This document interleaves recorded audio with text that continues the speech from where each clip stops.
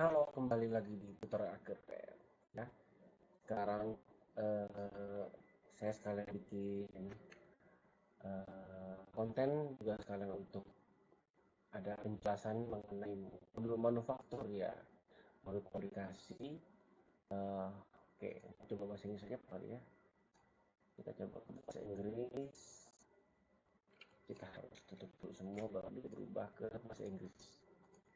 Oke, manufaktur. Nah, saya sudah bikin eh, satu bom bill of material untuk produk ini. Contoh ini bahan bakunya adalah ini bahan bakunya. Untuk menjadi satu ini dibutuhkan 125 satuan ya. Lalu saya akan bikin satu SPK atau WO ya. Untuk WO ini saya ambil produk dua ini, kan anggapnya saya mau 100 ya kan, langsung otomatis sudah dikalikan dengan 100, jadi totalnya 2.500.000 untuk 100 piece atau 100 satuan untuk barang contoh dua ini. Oke ya.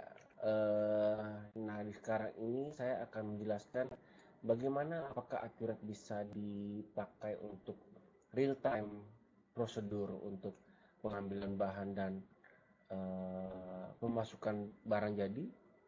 Jawabannya adalah bisa, tapi satu yang menjadi konsekuensinya adalah kita akan mengalami satu masalah, yaitu kita anggap ini ya, kita anggap kuantitinya adalah 1000. Nah, harga modal adalah 1000 ya. Nah, untuk di bomnya ini saya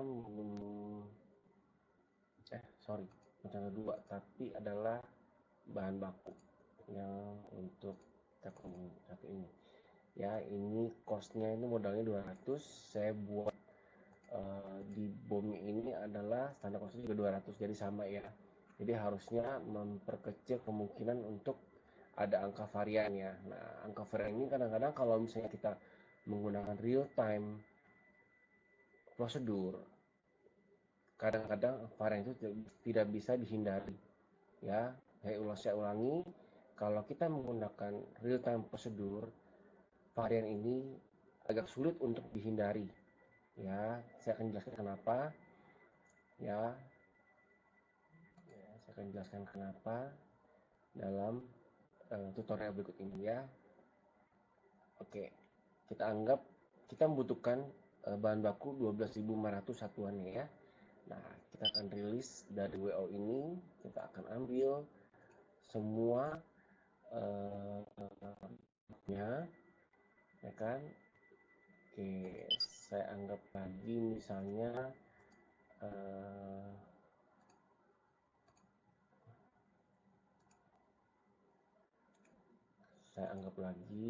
saya ambil lagi karena kurang ya bahan bakunya, karena kan secara real time ya, dari 12.500 itu saya kurang 100 lagi ya. Saya kekurangan 100 ya kan, saya save and close. Artinya berarti kelebihannya ini adalah ini ya. Nah, harusnya kita ambil 12,5, ternyata kita ambil 12.600, jadi kelebihan 100 ya. Dan ini akan mengakibatkan sudah WIP-nya sendiri akan selisih dengan standar cost yang kita sudah cadangkan sebesar 2.500 ya. Lalu kita analogikan bahwa ini sudah selesai, jadi kita resolve ya. Nah, sekarang saya analogikan bahwa ternyata dari 100 ini tidak semuanya menjadi barang bagus ya. Ternyata ada 5 yang cacat ya. Nah, bagaimana caranya untuk cacat ini? Kita analogikan bahwa kita tidak mau memberikan porsi yang sama atau rata sebesar. Nah, kita tidak memberikan porsi yang sama untuk yang barang not good-nya. Barang yang ini kita anggapnya dia masuk ke gudang finish good, not good ya, artinya barang reject lah kita sebutnya ya, BS. Nah, kita mau kasihnya itu tidak porsinya sama, kita maunya kasih 1% saja, dan di sini kita kasih 98, artinya kita membuat porsi besar untuk ini, atau boleh juga ini 0,5 juga bisa ya kan, 0,3 0,01 pun juga bisa. Jadi kita anggap porsinya lebih sedikit, jadi kita anggapnya 99. Nah, jadi kita anggap untuk dua barang ini menjadikan porsinya 99,01%. Ini bisa sampai dengan 4 angka di belakang koma ya, seperti itu. Nah, lalu sisanya akan dikemanakan?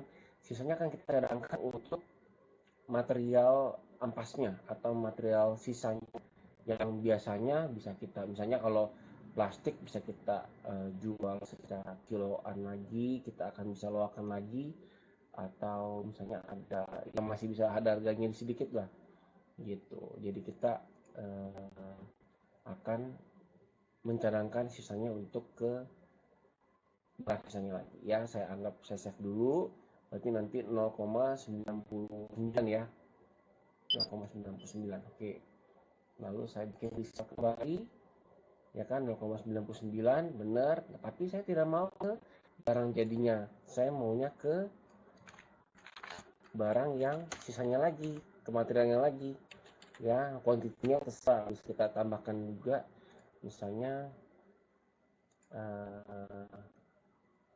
kuantitinya 1 atau misalnya 100 dapatnya gitu ya, bisa kita jual lagi misalnya ya. Nanti warehouse-nya pun kita bisa cek lagi, bisa kita masukkan lagi misalnya ke gudang crushing, gudang kita sudah hancurkan, dan bisa kita jual lagi, atau bisa kita olah lagi menjadi barang jadi lagi, misalnya bisa kita campur lagi gitu.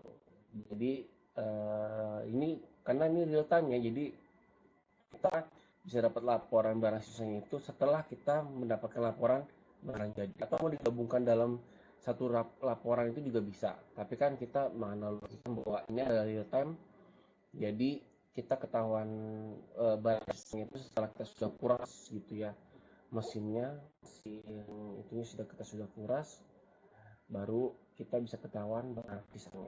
Oke, kita setting close. Nah, jadi kalau ditanya agar itu bisa seperti real time atau tidak, bisa, tapi memang kalau bisa saya menghindari seperti itu, karena di sini kita bisa lihat reportnya. Nah, di sini kita lihat reportnya, ini akan ada selisih di variannya. Nah, kenapa? Jadi kita misalnya itu 2.500.000 ya kan, tapi kita ada pengambilan material yang lebih, menjadikan kita ada selisih di varian 20.000 ya kan. Nah, 20.000 nanti akan kemana? Setelah kita sudah closing, kita akan mengclosekan untuk period end manufakturnya ya. Nah, di sini kita akan lihat di profit and loss-nya untuk di bulan Mei. Belum, kita harus ke akhir bulan ya. Nah, 20.000-nya ini akan masuk ke varian sebagai COGS. Apakah itu menambah atau mengurang tergantung dari report kita ya, varian ini. Makanya dalam hal real time ini angka varian ini agak susah untuk dihindari. Tapi kalau misalnya kita tanya bisa real time atau tidak, bisa gitu. Jadi kita mau 2 kali atau 3 kali pengambilan bahan baku bisa, atau 2 kali 3 kali pemasukan barang jadinya pun juga bisa. Mau kita tambahkan barang scrap, barang sisa, barang crashing, itu juga bisa. Yang penting untuk prosesnya itu, untuk total ini yang penting adalah untuk total untuk WO itu adalah harus 100% supaya posisi ini adalah close ya. Coba kita cek lagi apakah sudah close. Ya, sudah close, sudah dicentang karena sudah finish 100% gitu. Jadi seperti itu untuk tutorial manufaktur dengan real time proses atau prosedur gitu. Semoga bisa mendapat gambaran bagaimana prosesnya dan bagaimana kita untuk menyiasati varian itu gitu. Jadi kalau misalnya kita mau menyiasati varian untuk menjadi minus, ya kita menganalogikan bahwa proses itu setelah jadi baru kita buat WO-nya gitu. Komen di bawah kalau misalnya kita mau minta dibuatkan tutorial yang bukan real-time processing. Jadi setelah proses produksi selesai baru kita input dalam WO, release dan result gitu. Nanti kalau misalnya memang ada yang mau, akan dibuatkan video seperti itu ya. Oke, semoga bermanfaat. Di share kalau misalnya memang ada yang butuh tutorial seperti ini, jadi bisa bermanfaat bagi orang lain. Oke, terima kasih.